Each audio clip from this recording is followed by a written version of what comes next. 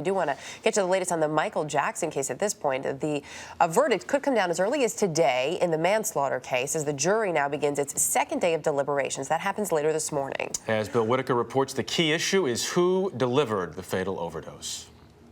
Nobody's disputing that he wanted the propofol, but he also wanted a doctor there. That Dr. Conrad Murray left Michael Jackson alone in his bedroom while the singer was under the influence of the powerful anesthetic propofol is not in dispute. But jurors must decide if that action led to the death of the pop star. Conrad Murray caused the death of Michael Jackson. Conrad Murray gave him propofol and abandoned him. The defense contends Jackson injected himself with the fatal dose of the drug. So was Dr. Murray supposed to watch Michael Jackson to save him from himself at all times? Was he never to leave? 49 witnesses appeared before the 7 men and 5 women of the jury. During testimony, they heard detailed explanations about medical protocols, IV drips, even how propofol is metabolized in the body. This is an unusually well-educated jury.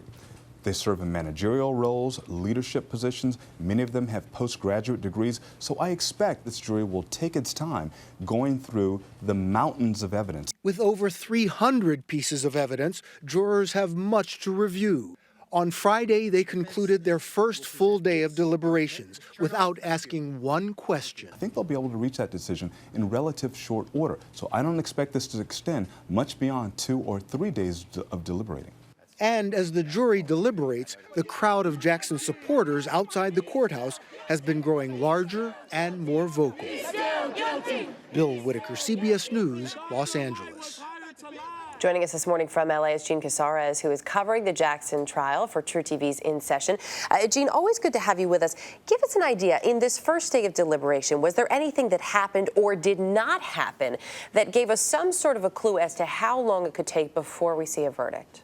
Maybe it's the fact that there wasn't a verdict. You know, Erica, a lot of people thought there was going to be a verdict on Friday. It's been a long trial, 25 days of testimony, and jurors wrote notes. They obviously know this case. There's only one count, and what always happens is that when they get in the jury room, they select a foreperson, and then they take a straw vote. So common sense would tell you that if all the jurors have their reasons or on the same side, that there could have been a conviction on Friday, a verdict, but there was not. So what does that mean? One of two things. It means that there are people on both sides of the spectrum, so they're now having to really look at things, or it's a jury that wants to go through the evidence, that wants to take it step by step. Do you know, Erica, there's a biochemist on the jury, somebody that has a degree in biochemistry. That's huge for the science aspect of this. It is really important, really interesting, as we saw was just pointed out in the piece. This is a very educated jury, but you point out, you know, we may not have heard anything because they're going through the evidence. Isn't that what a jury should be doing, not rushing a verdict? Definitely. It should go through the evidence. We've seen times when they do not, though.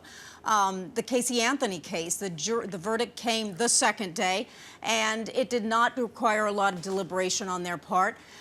There could be a verdict today. You know, there's been the weekend, which is interesting. So jurors can think about everything they went through on Friday. There was 7 hours and 40 minutes of deliberation on Friday. That's a long time. That's like an 8-hour workday. So they've thought about it.